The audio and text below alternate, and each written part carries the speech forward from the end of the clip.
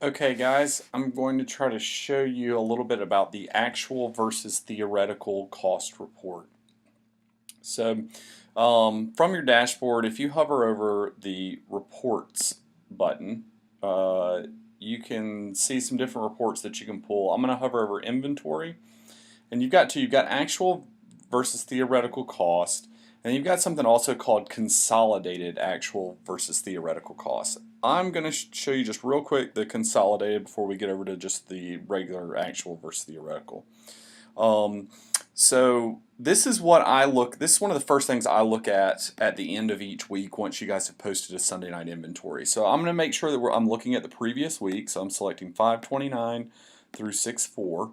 And then on my end, because I have an above store login, I have to set my hierarchy to Chris Andrews. I'm not exactly sure what it looks like on your end, but just make sure that the hierarchy is set to your store or to Chris Andrews, whatever, however it pops up. But I'm going to click retrieve, and then it pulls up all of the stores in the previous week's inventory. So there's a handful of things that I look at right out of the gate. That general managers, you can use this to know kind of how you're doing and how good and how accurate your counts are. So one of the first things I look for is variance.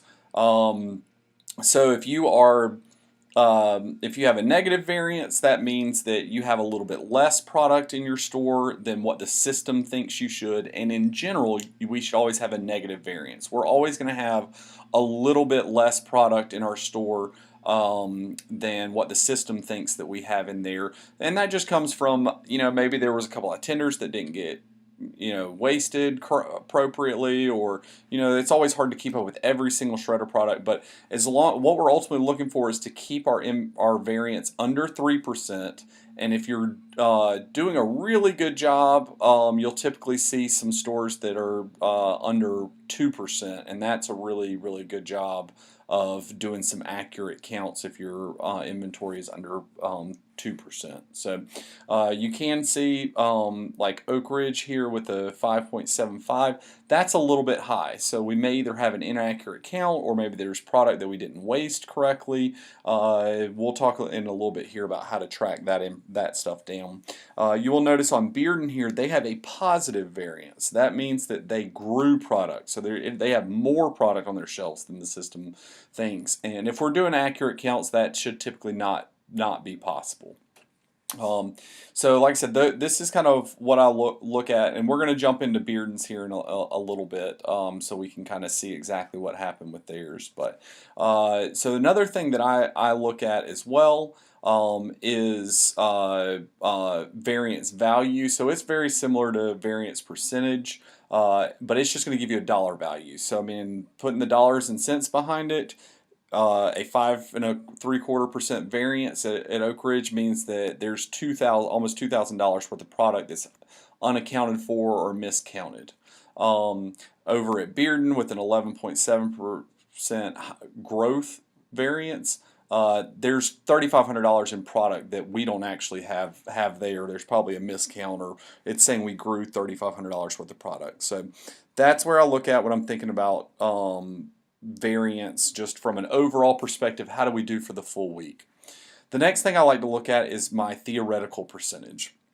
And typically you're going to see a good theoretical percentage is running anywhere between about 30% and 34%. If you think about it this way, if you've got a 33% theoretical, that's just telling you what the system thinks you ran. So what you ran through the micro system, that's what it thinks you sold. And that would be, in a perfect world, we didn't waste anything, we got exactly perfect yields out of every case of food we had. That's the best cost of goods that you could have run based off of your sales from the previous week. So that's typically going to be between 30 and 33%. So just think about it this way: if you're running 33% theoretical and you've got a 2% variance, then your actual cost of goods in this column would be 35. So 33% theoretical, 2% variance, your actual cost of goods will be 35%. So I'll look there to try to between the theoretical and then adding in your variance to see what you actually ran. And when we're really doing things correctly, we've got the right numbers input, then your your actual cost of goods over here should translate to your actual P&L. So that's just kind of a above store view that I like to look at to just give me an idea of, all right, who's doing a good job, who's getting really accurate counts, who's following up on their variances. So I can also look into, if I go hover over reports, click on it, hover over inventory, I can dive into what's going on at a specific store with this actual theoretical cost. And you can see I'm on Bearden store still. So I'm going to inventory, I'm going to actual theoretical cost. I'm making sure that my date range is set to the correct week that I'm trying to look at, and I'm going to click retrieve. So this is going to show you each category the same way it looks on your P&L. So they call them general ledger codes, but this above section is mainly customer controlled items and oil. And then down here, your food and beverages. This is stuff that's actually getting pulled out of your system through crunch time and through micros. These are items that we have recipes for. So we're pulling out, if it's chicken finger plate, it's pulling out a plate. It's pulling out 5 tenders. It's pulling out the breader that goes on that tender. It's pulling out your Zax sauce. So like I said, it's pulling out a recipe that you're selling through your system. So what you're going to see here is kind of what the actual cost of those items based on what we set our inventory from the previous week and what our inventory was this past Sunday, and then theoretical. And again, theoretical is this is what the system thinks that we should have sold. So and then you're going to see a variance value over here. Now, one of the things that you'll notice is customer controlled items and oil, those can't be pulled out of the system, so there will never be a variance value there. But that doesn't mean that that we're not necessarily inaccurate with our counts, because if you look at it here, with our oil and shortening, it said we used our actual cost. This is how much it cost us to use oil and shortening last week at the Bearden store. Our actual cost was about $350 on oil and shortening. Our actual cost on customer controlled food, so you're talking about like ketchup packets, sugar packets, things like that, was negative $206. So I don't think somebody came and paid us $206 for customer controlled food. So I can look at it and say, hey, maybe we've got a miscount there. So I can come into customer controlled food, I can click on that item, and it's going to show me here actually what happened. And so what I see here off the bat is I've got negative numbers. There's no way that I could ever possibly have negative numbers in our actual usage. So that means that from that inventory back on 5/28, that final inventory that we did on 5/28 to the final inventory we did on 6/4, we counted something incorrectly, because we're saying that we grew mayonnaise packets. So when I spot that, I know that there was something incorrect on my final for post inventory, or there was an incorrect quantity on a previous inventory as well. And you can click on that number and dive deeper down into it and see some information. Now on customer controlled items, it doesn't give you a whole lot of stuff, because it's just it can't pull those numbers out of the system. So it's just taking actually what you tell it. So we'll come back to this item and look on your actual inventory count to look at mayonnaise packets here in a little bit. So going back, again, remember we noticed a negative number on customer controlled food. There's no way we actually grew those items, so we know that we're coming back to that. Let's move down to food and beverages, which is these are items that can actually get pulled out of our system. So these give us an opportunity to actually look at some variances. So you can see that we had about $388 less in inventory than the system thought we should. So the system says it thinks we only spent $833 on general food items. When we did the inventories, we told it we spent $2,200 on food items. So here's where I can say, all right, well, I want to see what makes up that $388, see if there's one particular item that maybe I counted incorrectly. So I can click on Food General, and again, I can sort by variance value. and it's going to kick the biggest variance values all the way up to the top. So theoretically, we used about $120 worth of bacon last week at Bearden. We told the system when we did counts that we used about $185 worth of bacon. So when I see that, I'm going to say, all right, well, did we count bacon correctly? That should always be my first question. Did we count this item correctly? And I can dive into that and say, you know, all right, well, maybe we missed, maybe we didn't count everything that we had just moved a full case up into the chef space cooler and we didn't count that, because that would make it where if I didn't count an item, then we're telling the system that we've already used it. So maybe we have gone through too much of that. So and you can see here on this page, once you dive further down into the bacon, you can see where we added. You can see a PFG broadline, like this is a purchase. You can see the two different truck orders that we had that week. And then you can see each day the sales depletion. So it's saying that we used $11 worth of bacon here, $16 worth of bacon here, $23 worth of bacon here.